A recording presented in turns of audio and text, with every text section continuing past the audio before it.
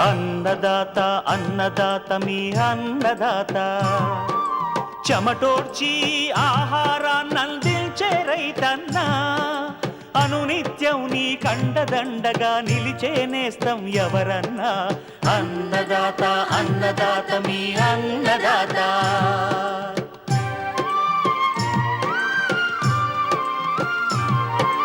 నూతన రీతుల సాగుబడికి నూరింతలు పెరిగే దిగుబడికి సూచనలిచ్చే సస్య రక్షణకు పశు పోషణకి శాస్త్ర విజ్ఞానం అందించి ముందుకు నడిపే తెలుగు రైతు భారతదేశానికి మకుటం అయ్యేలా తీర్చిదిద్దే ఆశయంతో మిమ్ము మేలు కొలిపేది అన్నదాత అన్నదాత అన్నదాత మీ అన్నదాత అన్నదాత అన్నదాత మీ అన్నదాత.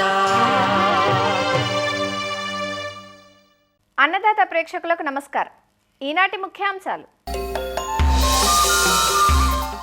ఖరీఫ్ కందికోత నూర్పిళ్లలో జాగ్రత్తలు, రబీ మొక్కజొన్నలో కత్తెర పురుగు నష్టం నివారణకు చేపట్టాల్సిన సస్యరక్షణ పద్ధతులు, అధిక సాంద్ర విధానంలో మొక్కలకు గొడుగు ఆకృతినిచ్చే ట్రైనింగ్ విధానం, ఇంకా జై కిసాన్ వ్యవసాయ సమాచారం.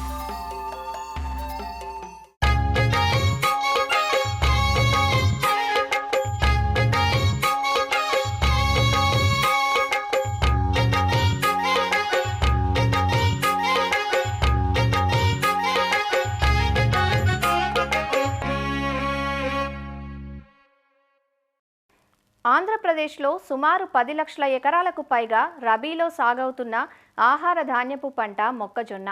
ప్రస్తుతం పైరు ఎదుగుదల దశలో ఉంది. మొక్కలు చిన్నగా ఉన్నప్పటి నుంచే కత్తెర పురుగు పంటకు కంటకంగా మారింది. ఈ పురుగును సకాలంలో నివారించగలిగితే దాదాపు 20 నుంచి 25% అధిక దిగుబడులు సాధించవచ్చని ఒక శాస్త్రీయ అంచనా. కాబట్టి పక్కా ప్రణాళికతో యాజమాన్య చర్యలు చేపట్టాలంటూ వివరాలు తెలియజేస్తున్నారు ఆచార్య ఎన్జీ రంగా వ్యవసాయ విశ్వవిద్యాలయం, విజయనగరం జిల్లా ఏరువాక కేంద్రం ప్రధాన శాస్త్రవేత్త మరియు సమన్వయకర్త డాక్టర్ కె లక్ష్మణ్. మనకు రబీలో చూసుకుంటే ఆంధ్రప్రదేశ్లో దాదాపు 10 లక్షల ఎకరాల్లో మొక్కజొన్న అనేది సాగు అవుతుంది. దీనిలో ప్రధానంగా రబీ కాలంలోనే ఎక్కువగా సాగు చేయడం జరుగుతుంది. అయితే రబీలో సాగు చేసినప్పుడు గత కొద్ది సంవత్సరాలుగా చూసుకున్నట్లయితే ఈ యొక్క కత్తెర పురుగు అనేది ఒక ప్రధానమైనటువంటి సమస్యగా మొక్కజొన్నని యొక్క దిగుబడుల్ని చాలా వరకు తగ్గించడం జరుగుతుంది. ఈ కత్తెర పురుగు అనేది మొక్కజొన్న వేసినటువంటి తొలి దశ నుంచి కూడా ఆశించి పంటని చివరి దశ వరకు కూడా విపరీతంగా నష్టం కలుగజేయడం జరుగుతుంది.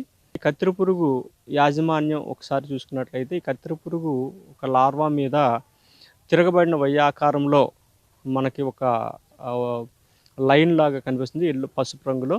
ఈ విధంగా మన కత్తెర పురుగుని మనం గమనించుకోవచ్చు. అయితే ఈ కత్తెర పురుగు తొలి దశలో మనకి విత్తినటువంటి 10 రోజుల నుంచి కూడా ఆశించడం జరుగుతుంది. తొలి దశలో ఈ కత్తెర పురుగు ఆశించినప్పుడు ఏంటంటే మన యొక్క ట్రైకోగ్రామా పరాన్నజీవి గుడ్లను ఎకరానికి ఒక 20,000 చొప్పున 10 రోజులు నుంచి ప్రారంభమై 10 రోజుల వ్యవధిలో ఈ యొక్క దాదాపు 2 నుంచి 3 సార్లు మనం పొలంలో వదులుకోవాలి. విత్తినటువంటి 10 రోజుల నుంచి కూడా మనం ఈ యొక్క ఫెరమోన్ ట్రాప్స్ పొలంలో లింగాకర్షకాలను అమర్చుకొని ఈ యొక్క కత్తెర పురుగు ఉధృతిని కూడా గమనించుకోవాలి. అదేవిధంగా ఈ కత్తెర పురుగు 10 రోజుల నుంచి తొలి దశలో ఆశించినప్పుడు ఈ ఆకుల మీద పత్రహరితాన్ని గోకి తినివేయడం జరుగుతుంది. ఈ విధంగా తినడం వలన ఈ యొక్క కిరణజన్య సంయోగక్రియ చాలా వరకు తగ్గిపోయి మొక్కల ఎదుగుదల కూడా తగ్గిపోతుంది. అయితే ఈ విధంగా తొలి దశలో ఈ కత్తెర పురుగు ఆశించినప్పుడు ఏంటంటే 5 మిల్లీలీటర్లు లీటర్ నీటికి చొప్పున కలుపుకొని ఈ యొక్క వేప నూనెని కానీ లేదంటే వేప గింజల కషాయాన్ని కానీ తొలి దశలో మనం పిచికారి చేసుకోవాలి. ఇంకా 15 రోజుల పైబడి 20-25 రోజుల సమయంలో ఈ యొక్క ఒకవేళ ఈ యొక్క కత్తెర పురుగు ఉధృతి కానీ గమనించినట్లయితే మనం ఈ మధ్య కాలంలో ఈ జీవ నియంత్రణ కారకాలని మెటారైజియం ఎనిసోఫిలియే అనే యొక్క జీవ ఎంటమోపాథోజెనిక్ ఫంగై అంటాము. దీన్ని 5 గ్రాములు లీటర్ నీటికి చొప్పున కలుపుకొని తొలి దశలో తొలి నెల రోజుల వ్యవధిలో ఒకవేళ ఈ కత్తెర పురుగు కానీ ఆశించినట్లయితే మనం పిచికారి చేసుకున్నట్లయితే రసాయనిక మందులతో సరిసమానంగా మనకి పనిచేసినట్లు మనం గమనించడం జరుగుతుంది. అదేవిధంగా మెటారైజిన్ రిలియే కూడా చాలా సమర్థవంతంగా పనిచేస్తుంది. దీన్ని కూడా 5 గ్రాములు లీటర్ నీటికి చొప్పున మనం పిచికారి చేసుకోవచ్చు. వీటితో పాటు తొలి దశలో ఒకవేళ ఈ యొక్క కత్తెర పురుగు ఉధృతి గమనించినట్లయితే క్లోరిఫైరిఫాస్ లీటర్ నీటికి 2.5 మిల్లీలీటర్లు చొప్పున కానీ, లేదంటే క్వినాల్ఫాస్ అనే మందున అంటే 2 మిల్లీలీటర్లు లీటర్ నీటికి చొప్పున కానీ కలుపుకొని మనం పిచికారి చేసుకోవాలి. తర్వాత దశలో ఒకవేళ ఈ ఉధృతి పెరిగినట్లయితే ఇమామెక్టిన్ బెంజియేట్ 0.4 గ్రాములు, అదేవిధంగా ఈ యొక్క స్పైనోసైడ్ అనే మందునైతే 0.3 మిల్లీలీటర్లు 1 లీటర్ నీటికి కలిపి పిచికారి చేసుకోవాలి. తర్వాత దశలు అంటే పంట 60-65 రోజుల సమయంలో ఒకవేళ కత్తెర పురుగు ఉధృతి గమనించినట్లయితే ఒక 10 కిలోల తవుడు, దాంతోపాటు 2 కిలోల బెల్లము తీసుకొని ఒక 2 లీటర్ల నీటిలో మనం ఒక రోజంతా కూడా పులియబెట్టుకోవాలి. దానిలో 100 గ్రాములు థయోడికర్బ్ మందుని మనం కలుపుకోవాలి. కలుపుకున్న తర్వాత దీన్ని ఈ యొక్క మొక్కజొన్న ఆకు సుడులలో సాయంత్రం 3 గంటల తర్వాత మనం వేసుకున్నట్లయితే ఆ దశలో ఈ యొక్క పురుగుని మనం సమర్థవంతంగా నివారించుకునేడానికి ఆస్కారం ఉంటుంది. అంతేకాకుండా తొలి దశలో ఇంకా సమగ్ర సస్యరక్షణలో భాగంగా మొక్కజొన్న పంట చుట్టూ సూపర్ నేపియర్ గడ్డిని మనం పెంచుకున్నట్లయితే ఈ యొక్క కత్తెర పురుగు వికర్షించబడి ప్రత్యుత్పత్తి కూడా తగ్గడానికి ఆస్కారం ఉంటుంది. ఈ విధంగా సమగ్ర సస్యరక్షణ చర్యలు చేపట్టడం ద్వారా ఈ యొక్క మొక్కజొన్నలో ఆశించేటువంటి కత్తెర పురుగుని సమర్థవంతంగా నివారించుకొని దాదాపు 20% వరకు కూడా అదనపు దిగుబడి సాధించేటటువంటి అవకాశం ఉంటుంది.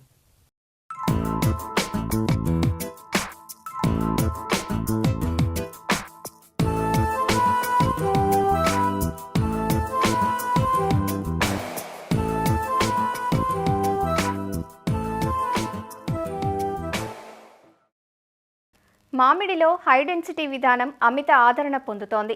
10 ఏళ్ల క్రితం అందుబాటులోకి వచ్చిన ఈ ఆధునిక విధానంలో సాగు చేసేందుకు ఎంతో మంది రైతులు ఆసక్తి చూపుతున్నారు. పాత రోజుల్లో ఎకరాకు 20 నుంచి 40 మొక్కలే నాటిన సంప్రదాయ విధానం నుంచి ఎకరాకు 200 నుంచి 1000 మొక్కలు నాటే ఆధునిక విధానానికి రైతులు ఆకర్షితులవుతున్నారు. పాత విధానంలో 10 ఏళ్లకు గాని రాని దిగుబడిని హై డెన్సిటీ లేదా అధిక సాంద్ర విధానంలో 3వ ఏట నుంచే రాబట్టే అవకాశాన్ని అందిపుచ్చుకుంటున్నారు. అయితే ఈ విధానంలో సాగు చేసిన అనేక మంది రైతులు దిగుబడి తీయటంలో విఫలమవుతున్నారు. ఎందుకో తెలుసా? కొమ్మ కత్తిరింపులు చేయకపోవటం వలన. కొమ్మ కత్తిరింపు విధానం ఈ హై డెన్సిటీ విధానంలో చాలా కీలకం. కొమ్మ కత్తిరింపు చేయకపోతే మొక్కలు అల్లుకుపోతాయి, దిగుబడి రాదు. తోటను నాటేందుకు మొక్కల కొనుగోలు, ఎరువులు, ఇతరత్రా ఖర్చులపై అధిక పెట్టుబడులు పెట్టిన రైతులు ప్రూనింగ్ విధానాన్ని అశ్రద్ధ చేస్తే నష్టపోతారు. కాబట్టి మొక్కలు నాటినప్పటి నుంచే వాటిని గొడుగు ఆకృతిలో మలిచే విధంగా శిక్షణనివ్వాలంటూ ఎలా చేపట్టాలో వివరంగా తెలియజేస్తున్నారు వైఎస్ఆర్ ఉద్యాన విశ్వవిద్యాలయం ఏలూరు జిల్లా నూజివీడు మామిడి పరిశోధనా స్థానం ప్రధాన శాస్త్రవేత్త డాక్టర్ రాధారాణి. చాలామంది రైతులు ఇప్పుడు మామిడి వేసుకోవాలంటే high density, ultra high density అంటే అధిక సాంద్రత, అత్యధిక సాంద్రత పద్ధతుల్లో వేసుకుంటున్నారు. కానీ ట్రైనింగ్ మీద అవగాహన లేకపోవడం వల్ల వేసుకున్న తర్వాత అలాగే వదిలేయడం వల్ల అవి ఒకటి కలిసిపోయి మళ్ళీ మధ్యలో ఇంకొక రో తీసేయడము అలా చేస్తున్నారు. దానివల్ల ఈ మొక్కల మీద పెట్టే ఖర్చు పోతుంది, దిగుబడి కూడా తగ్గిపోతుంది. కాబట్టి వేసిన తర్వాత ట్రైనింగ్ కోసము ప్రూనింగ్ ఎలా చేసుకోవాలి అన్నది రైతులందరూ తెలుసుకోవాల్సిన అవసరం ఉంది. దీనికోసం ఏంటంటే ఫస్ట్ మనము నాటిన తర్వాత ఇప్పుడు కొంతమంది ఎకరాకి 520 మొక్కలు అలా నాటుతున్నారు. అంటే మొక్కకి మధ్య చాలా తక్కువ అయిపోతుంది. 2.5 మీటర్లు లేదా 2 మీటర్లు అలాగా నాటుతున్నారు. దగ్గర వేసినప్పుడు మనము కొన్ని కొమ్మలు తీసేయాల్సి ఉంటుంది. అంటే మనం ఒక షేపు ఉండాలి, అంటే ఇన్ని కొమ్మలే ఉండాలి. ఎందుకంటే పక్క చెట్లు కొమ్మలు పెరిగిపోయి ఒకటి కలిసిపోతే మళ్ళీ గాలి వెలుతురు ఆడక తెగుళ్ళు వస్తాయి, పురుగులు వస్తాయి. వాటిని కంట్రోల్ చేసుకోవడానికి మళ్ళీ ఖర్చు ఎక్కువ పెట్టాల్సి వస్తుంది. అలా కాకుండా నాటినప్పటి నుంచే మనము మొక్కని ఒక షేప్ కోసం మనం ప్రూనింగ్ చేసుకోవాల్సి ఉంటుంది. ఇది ఎలా చేయాలంటే నాటిన తర్వాత ప్రధాన కొమ్మ ఏదైతే ఉంటుందో ఆ కొమ్మ 1 మీటర్ ఎత్తు వరకు పెరగనివ్వాలి. పెరిగిన తర్వాత ఒక 90 సెంటీమీటర్ల దగ్గర మనం కట్ చేసినట్లయితే అక్కడ నుంచి పక్క కొమ్మలు వస్తాయి. మనకి పక్క కొమ్మలు కూడా చాలా కొమ్మలు వస్తాయి. కేవలం 3 లేదా 4 కొమ్మలు, అంటే 3 వైపులా లేదా 4 వైపులా ఉండే 4 కొమ్మలు దూరంగా ఉండాలి. ఒక కొమ్మకి కనీసం ఒక 15 సెంటీమీటర్లు 20 సెంటీమీటర్ల దూరం ఉండే కొమ్మలు మాత్రమే సెలెక్ట్ చేసుకుని బలంగా ఉన్న కొమ్మలు ఉంచి మిగతా కొమ్మలు తీసేస్తూ ఉండాలి. సో మనకి ఏంటంటే ప్రధాన కాండం ఒకటి ఉంటుంది, పక్క కొమ్మలు 3 మాత్రమే ఉంటాయి, 3 లేదా 4 ఉంటాయి. ఇలాంటివి ఉంచుకుంటే వీటిని ప్రధాన కొమ్మలు అంటాం. ఇది ఎప్పుడు చేయాలి? మొదటి సంవత్సరం చేస్తాం. రెండో సంవత్సరం వచ్చినప్పటికీ ఈ ప్రధాన కొమ్మల మీద మళ్ళీ కొమ్మలు పెరుగుతాయి. సేమ్ మనం ప్రధాన కాండం మీద ఎలా చేస్తామో ఈ ప్రధాన కొమ్మల మీద కూడా ఏం చేయాలంటే ప్రధాన కొమ్మ మళ్ళీ ఒక 90 సెంటీమీటర్ల దగ్గర కట్ చేసినట్లయితే ఆ కొమ్మ మీద మనం ద్వితీయ కొమ్మల్ని సెలెక్ట్ చేసుకోవాలి. అవి కూడా 15 సెంటీమీటర్ల దూరంతో ఉండే బలమైన కొమ్మలు మాత్రమే ఉంచి మిగతావి తీసేయాలి. ఇవి ద్వితీయ కొమ్మలు. అలాగే ద్వితీయ కొమ్మల మీద వచ్చే తృతీయ కొమ్మలు కూడా 3 లేదా 4 ఉంచాలి. కేవలం మనకి ఎన్ని ఉంటాయి? ప్రధాన కొమ్మలు 4, దాని మీద వచ్చే 4 4 16 16 4 64. తృతీయ కొమ్మల మీద వచ్చే చిగుర్లకి పూత కాత వస్తుంది. కాత అయిపోయిన వెంటనే మళ్ళీ తృతీయ కొమ్మల వరకే ఉంచి దాని మీద వచ్చే కొమ్మలన్నిటినీ కూడా మళ్ళీ ప్రతి సంవత్సరం ప్రూనింగ్ చేసుకుంటూ ఉండాలి. ఈ విధంగా చేసుకున్నట్లయితే మొక్క సైజు మనకి అందుబాటులో ఉంటుంది, ఒక షేప్లో ఉంటుంది, గొడుగు ఆకారంలో ఉంటుంది. వచ్చిన ప్రతి కాయకి మనం కవర్లో కట్టుకోవచ్చు. కవర్లు కట్టుకుంటే ప్రీమియం ప్రైస్ వస్తుంది. ప్రతి సంవత్సరము ఆ తృతీయ కొమ్మల మీద వచ్చే కొమ్మలు మాత్రమే కట్ చేసుకుంటే సరిపోతుంది. మామూలుగా దూరంగా నాటే ఇప్పుడు 9 మీటర్లు లేదా 10 మీటర్లు అలా దూరంగా నాటే తోటల్లో అయితే మనము సంవత్సరానికి ఒకసారి కాపు అయిపోయిన తర్వాత ఆ కొమ్మలు ఎక్కడైతే కాయలు ఏర్పడతాయి ఆ కొమ్మలు కనీసం ఒక 20 సెంటీమీటర్లు వెనక్కి కట్ చేసుకున్నట్లయితే అక్కడ నుంచి కొత్త కొమ్మలు వచ్చి ఆ కొమ్మల మీద పూత కాత ఎక్కువ వచ్చే అవకాశం ఉంటుంది. ఎందుకంటే మామిడిలో పూత మరీ లేత కొమ్మల మీద రాదు, ముదురు కొమ్మల మీద రాదు. కాబట్టి కరెక్ట్గా ఒక 3-4 నెలల వయసున్న కొమ్మలు అయితే అనువుగా ఉంటుంది పూత రావడానికి. దీనికోసం మీకు పనిముట్లు కావాలంటే కూడా మనకి గవర్నమెంట్ సబ్సిడీ మీద ఇస్తుంది.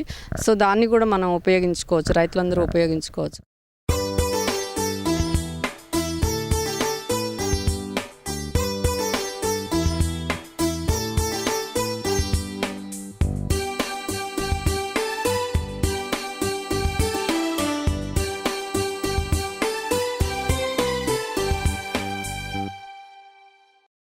అధిక విస్తీర్ణంలో సాగయ్యే పప్పుజాతి పంటల్లో ప్రధానమైనది కంది. రైతులు ఖరీఫ్, రబీ పంటల నుంచి ఎకరానికి 15 క్వింటాళ్ల అధిక దిగుబడులు సాధిస్తున్నారు. పంట పండించడం ఒకెత్తైతే కోతల అనంతరం పంటను కాపాడుకోవడం మరో ఎత్తు. కందులను నిల్వలో వివిధ రకాల పురుగులు ఆశించి తీవ్ర నష్టాన్ని కలిగిస్తుంటాయి. ఫలితంగా ఉత్పత్తులకు నష్టం వాటిల్లుతుంది. కాబట్టి కోతలు, నూర్పిళ్ల సమయంలో మెలకువతో వ్యవహరించాలంటూ వివరాలు తెలియజేస్తున్నారు ఆచార్య ఎన్జీ రంగా వ్యవసాయ విశ్వవిద్యాలయం, గుంటూరు జిల్లా లాం ప్రాంతీయ వ్యవసాయ పరిశోధనా స్థానం శాస్త్రవేత్త డాక్టర్ రాజమణి.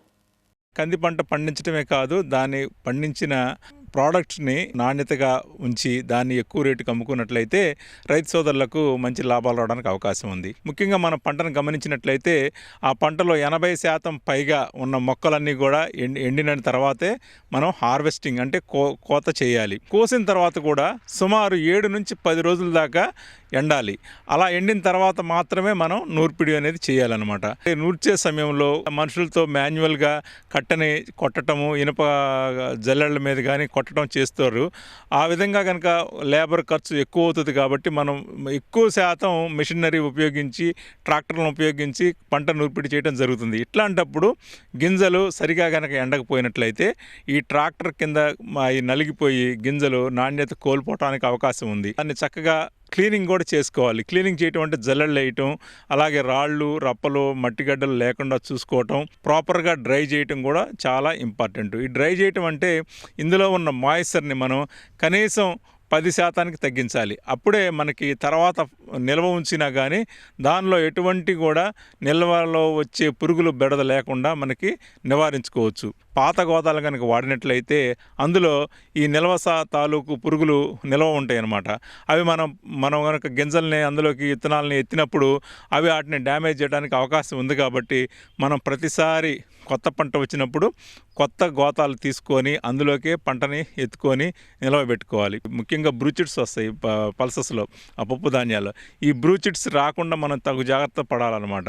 ముఖ్యంగా మనం 15 రోజులకు ఒకసారి గింజల్ని గోతాల్లో ఉన్నా కానీ ఎండబెట్టుకోవటం, మళ్ళీ తిరిగి లోపల పెట్టుకోవడం చేయాలి. డెల్టా మెథిన్ అనే మందు ఉంది. ఈ మందుని మనం వాడుకోవచ్చు.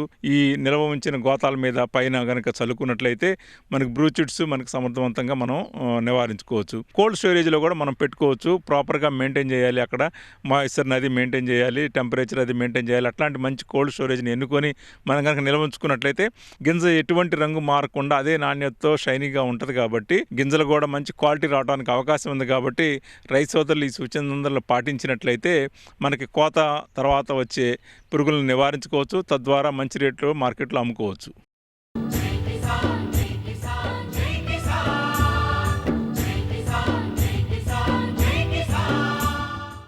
వ్యవసాయ సమాచారం ఇప్పుడు జై కిసాన్లో చూద్దాం.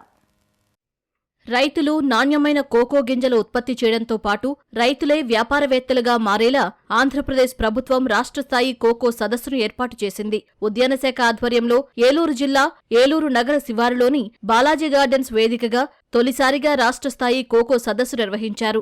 సదస్సును రాష్ట్ర వ్యవసాయ శాఖ మంత్రి కింజరాపు అచ్చెన్నాయుడు ప్రారంభించగా రాష్ట్రం నలుమూలల నుంచి కోకో సాగు చేస్తున్న రైతులతో పాటు పలు చాక్లెట్ కంపెనీలు, శాస్త్రవేత్తలు హాజరయ్యారు. కోకోవా ఉత్పత్తిలో మనం అగ్రస్థానంలో ఉన్నాము. మన క్వాలిటీ కూడా ఇంటర్నేషనల్ క్వాలిటీతో కంపేరబుల్ ఉన్నాయి. మన రైతుకి మంచి రేట్లు రావాలి, వాళ్ళు ఇంకా దీనివల్ల లాభం పొందాలంటే ఆ ఉద్దేశంతో horticulture department, food processing department ఇద్దరు కలిపి కోకో కాన్క్లేవ్ ఏర్పాటు చేయడం జరిగింది. ఆల్ స్టేక్ హోల్డర్స్ని ఒకే ప్లాట్ఫామ్కి తీసుకొచ్చి తద్వారా రైతుకు లాభం చేకూర్చాలనేది మెయిన్ ఉద్దేశం. దీనిలో ఈ కోకోవా సంబంధించిన పోస్ట్ హార్వెస్ట్ మిషన్స్ సప్లయర్స్ వచ్చారు. కోకోవా బీన్స్ మన రైతుల నుంచి కొనుగోలు చేస్తున్న కంపెనీస్ వచ్చాయి. మన స్టేట్లో ఉన్న హార్టికల్చర్ యూనివర్సిటీ ప్లస్ డిపార్ట్మెంటల్ స్టాఫ్తో పాటుగా సౌత్ ఇండియాలో కోకోవా బోర్డు ఉంది, కొచ్చి నుంచి, తమిళనాడు నుంచి అగ్రికల్చర్ యూనివర్సిటీ ఎక్స్పర్ట్స్ వారు వచ్చారు. కొబ్బరి, ఆయిల్ పామ్లో అంతర పంటగా సాగుతున్న కోకో పంట లాభసాటిగా ఉండటమే కాకుండా దీర్ఘకాలపు ఆదాయ వనరుగా రైతులకు ప్రత్యామ్నాయ పంటగా కనిపిస్తోంది. కొన్నేళ్లుగా ఏలూరు జిల్లాలో ముఖ్యంగా పెదవేగి, దెందులూరు, చింతలపూడి, జంగారెడ్డిగూడెం మండలాల్లో పెద్ద ఎత్తున సాగవుతోంది. 2024 ముందు వరకు ఎప్పుడూ 300 రూపాయలు దాటని కిలో కోకో గింజల ధర 2024లో అమాంతం 1050కి చేరుకుంది. ఫలితంగా కోకో సాగు చేసే రైతుల సంఖ్య భారీగా పెరిగింది. అయితే ఒక్కసారిగా మళ్లీ ధరలు 350 రూపాయలకి పడిపోవడంతో రైతుల్లో నైరాస్యం అలుముకుంది. నాణ్యత పేరిట చాక్లెట్ కంపెనీల యాజమాన్యాలు ధరలు తగ్గించాయంటూ రైతులు రోడ్డెక్కడంతో ప్రభుత్వం జోక్యం చేసుకుని కోకో రైతుల సమస్యపై దృష్టి సారించింది. అందులో భాగంగానే కోకో పంట పండించే రైతులకు కోకో సాగు విధానాలు తెలియజేయడంతో పాటు నాణ్యమైన గింజలను ఉత్పత్తి చేయడం, కోత అనంతరం అవలంబించాల్సిన విధానాలు, గింజలు పులియబెట్టడం, డ్రయర్ల వినియోగం ఇలా ప్రతి దశలో తీసుకోవలసిన జాగ్రత్తలను తెలియజేసేలా రాష్ట్ర స్థాయి సదస్సు నిర్వహించారు. ప్రస్తుతం నేను 2015 నుంచి కూడా నేను కోకో సాగు మొదలు పెట్టాను. అప్పటి నుంచి కూడా మేము బిలో 200 మేము ఎక్కువగా సేల్ చేసాం. కానీ 2024లో మాత్రం హైయెస్ట్ రేటు 1000+ కూడా వెళ్ళింది. అప్పటి నుంచి కాస్త కోకోలో ఇంట్రెస్ట్ కూడా రైతులందరికీ బాగా పెరిగింది. కోకోతో పాటు అదర్ పంటలు కూడా పండించి ప్రాఫిటబిలిటీని పెంచుకుందామని చెప్పి నా ప్లాన్ సార్. మేము పండించే పంటని ఇంకా నాణ్యంగా బయటికి తీసుకురావాలంటే ఈ కోకో గింజల్ని ఎలా తీసుకురావాలి, ఎలా చేయాలి, ఎలా చేస్తే మనకి వాల్యూ బాగా వస్తుంది. మార్కెటింగ్లో రేట్, మా గింజలకి మేము రేట్ ఎలాగ ఎక్కువ సంపాదించగలం, కొత్త కొత్త విషయాలు తెలుసుకుని కొత్త రకంగా ఇంకా ఎక్కువ పంటను ఏ రకంగా సాధించవచ్చు అన్నది తెలుసుకోవడానికి చాలా ఉపయోగపడుతుంది. మేము డైరెక్ట్గా ఈ కాయలను కొట్టి బీన్స్ డ్రై చేసి కంపెనీలకు ఇచ్చేస్తున్నాం. దానివల్ల తక్కువ రేటే పలుకుతుంది. అది వాల్యుయేషన్ చేసి ఇవన్నీ కూడా చేయటం వల్ల ఖచ్చితంగా మాకు ఇంకా ఓ 50% కానీ ఇవి వెళ్తే 100% కూడా లాభం వచ్చేటువంటి వ్యవస్థ ఈ కాంక్లేవ్ పెట్టడం వల్ల రైతులకు మేలు జరుగుతుంది. మేము ట్రీ టు బార్ చాక్లెట్ అంటే డైరెక్ట్గా ఫామ్ దగ్గర నుంచి రైతులతో వర్క్ చేస్తూ అక్కడి నుంచి ఎండ్ ప్రొడక్ట్ దాకా మొత్తం మేమే ప్రాసెస్ చేస్తాము. మెయిన్గా ఏంటంటే రైతులకి హార్వెస్ట్ చేసిన తర్వాత ఉన్న పని అదొకటి తగ్గిపోతుంది. వాళ్ళు వ్యవసాయం మీద కాన్సన్ట్రేట్ చేసి మాకు మంచి పంట ఇవ్వడానికి వాళ్ళు కాన్సన్ట్రేట్ చేయొచ్చు. అట్ ద సేమ్ టైం మార్కెట్లో దొరికే రేటు కన్నా బెటర్ రేటే వచ్చేటట్టు వాళ్ళకి ప్రైజెస్ ఇస్తున్నాం. గోయింగ్ టు బికమ్ ఎంటర్ప్రెన్యూర్గా కోకో ప్లాంటేషన్ వేసి ఫ్రమ్ స్టార్టింగ్ సీడ్స్ బీన్స్ నుంచి ఎండ్ వరకు ఎవరైతే ప్రొడక్షన్ చేయాలనుకున్నారో this is a good platform అండి. 2 రోజుల పాటు జరిగిన సదస్సులో రైతులు పెద్ద సంఖ్యలో హాజరయ్యారు. ఉద్యాన విశ్వవిద్యాలయానికి చెందిన శాస్త్రవేత్తలు రైతులకు సాగులో పలు సూచనలు అందించారు. ఇందులో భాగంగానే పలు చాక్లెట్ కంపెనీలు తమ స్టాళ్లను ఏర్పాటు చేశారు. చిన్నతనం నుంచే రసాయనహిత సేద్యం అంటే తెలియని అయిష్టత, మందుల పిచికారీలంటే ఏవగింపు. దీనితో తన సాగులో సహజ విధానాలకే ప్రాధాన్యం ఇచ్చారు ఎన్టీఆర్ జిల్లా జగ్గయ్యపేట నియోజకవర్గం అనిగండ్లపాడుకు చెందిన రైతు వీరభద్రరావు. అలా మొదలైన సేంద్రియ విధానాన్ని కొత్త పుంతలు తొక్కిస్తూ గత 14 ఏళ్లుగా సహజ సిద్ధ పంటలు పండిస్తున్నారు. ప్రస్తుతం 4 ఎకరాల్లో మిర్చిని సాగు చేశారు. మిర్చిలో మొక్కజొన్న, బంతి, వెల్లుల్లి, పెసర, కొత్తిమీర అంతరగా వేశారు. అంతర పంటల సాగుతో పంటకు మేలు చేకూరడమే కాకుండా అదనపు ఆదాయం వస్తుందంటూ రైతు చెబుతున్నాడు. నేను గత 14 సంవత్సరాల నుంచి ప్రకృతి వ్యవసాయం చేస్తున్నాను. మొదలు పెట్టడానికి కారణం, నాకు చిన్నప్పటి నుంచి 6వ తరగతి కాడి నుంచి మా నాన్న కెమికల్ వ్యవసాయంలో ప్రతి ఆదివారం మందు స్ప్రేయింగ్ చేయించేవాడు మిరప తోటలకి. అప్పుడే అందరూ పిల్లలు ఆడుకోవడానికి పోతుంటే నేను పొలంలో చేస్తుంటే అప్పుడు అనిపించేది ఈ పని లేకుండానే వ్యవసాయం చేయాలని చిన్నప్పటి నుంచి గాఢమైన కోరిక. కానీ చిన్న వయసులో నేను అన్ని ధైర్య సాహసాలు చేయలేకపోయాను. నేను కెమికల్ వ్యవసాయం చేసుకుంటూ కూడా ప్రతి సంవత్సరం ఎరువుదు లేదు పొలానికి. తర్వాత కెమికల్ కూడా స్ప్రే చేసేది కూడా పురుగు వచ్చాకనే సూచి చేసేది. దానివల్ల కొంత డ్యామేజ్ జరిగి పంట నష్టపడి దిగుబడి తక్కువ వచ్చాయి. అయినా కూడా ఆ పద్ధతి అయితే మానలేదు. మా నాన్న మాగడి మందు కొట్టొచ్చారంటే కొట్టొచ్చారని చెప్పాను. ఎప్పుడు కొట్టినట్టు ఊరి పోయిన రోజు కొట్టిన అబద్ధం చెప్పేది, కొట్టకుండా ఉండేవాడిని. అలా నాకు కెమికల్ మీద అంత ద్వేషభావం ఉండేది ఫస్ట్ నుంచి. తర్వాత సేంద్రీయ వ్యవసాయం చేయాలని బలమైన గాఢమైన కోరిక ఉండేది. కానీ ఆ ఎరువు తోలే పొలానికి వ్యవసాయం చేయాలి అనేది అంతవరకే తెలుసు మనకి. న్యూస్ పేపర్లో చూసాము, ఒక ఆవుతోనే 30 ఎకరాల వ్యవసాయం చేస్తాను పాలేకర్ గారిది పేపర్లో వార్త రాగానే చూసాము. దాని శిక్షణా శిబిరానికి 2012లో తిరుపతిలో కార్యక్రమం జరిగింది. దానికి హాజరయ్యి చిన్న కాడి నుంచి ఈ రోజు వరకు కూడా కెమికల్ అనేది మన చేతితో ముట్టుకోలేదు, మా పొలానికి వాడలేదు. కొంచెం ఫస్ట్లో తడబాటు గురయ్యాము. పంట ఫెయిల్ కావటం, పక్కమటి రైతులు ఎగతాళిగా మాట్లాడటం. ఎప్పుడైతే వాళ్ళు అలా మాట్లాడారో మనకి వెనకదాడుకు ఇదే చేయాలి, ఇదే పండించాలి, ఇదే సాధించాలని బలంగా నాటుకుపోయింది. అప్పటి నుంచి ఎంత కష్టమైనా అది ఇష్టంగానే చేసుకుంటూ వచ్చాము. గత 4 సంవత్సరాల నుంచి దిగ్విజయంగా పంటలు పండుతున్నాయి. పండిన పంటకు కూడా మార్కెట్ వస్తుంది. ఈ 14 సంవత్సరాల కాలంలో నేను మిర్చి తోటలో రకరకాల అంతర పంటలుగా ప్రయోగాలు చేసుకుంటూ వచ్చాను. అసలు ఏది వేస్తే మన మిర్చి పంట సక్సెస్ఫుల్గా పంట క్రాప్ తీసుకోవచ్చు కెమికల్ వాడకుండానే అని అట్లా రకరకాలు చేసుకుంటూ వచ్చి ఈ సంవత్సరం వచ్చేసరికి మొత్తం నేను 4 ఎకరాలు మిర్చి వేసాను. ఈ 4 ఎకరాల్లోనూ 30% అంతర పంటలకు వదిలిపెట్టాను, 70% మెయిన్ క్రాప్గా వేసాను.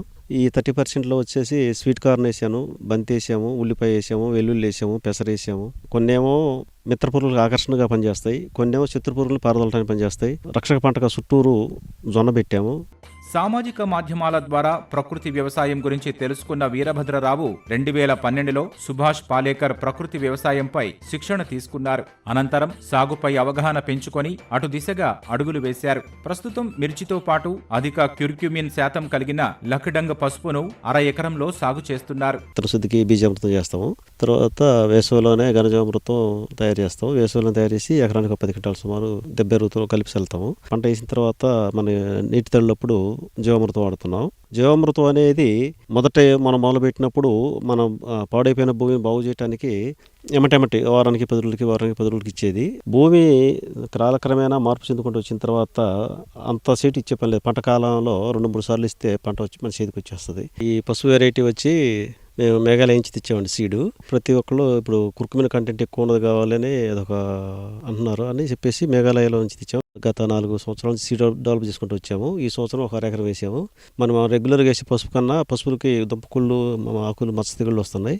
పక్కమటి ఒకసారి దుంపకుళ్ళు వచ్చి మొత్తం మీద కూడా ఈ ఇత్తనాన్ని వరకు దుంపకుళ్ళు అనేది అసలు అక్కడ ఒక మొక్క కూడా సోకలేదు.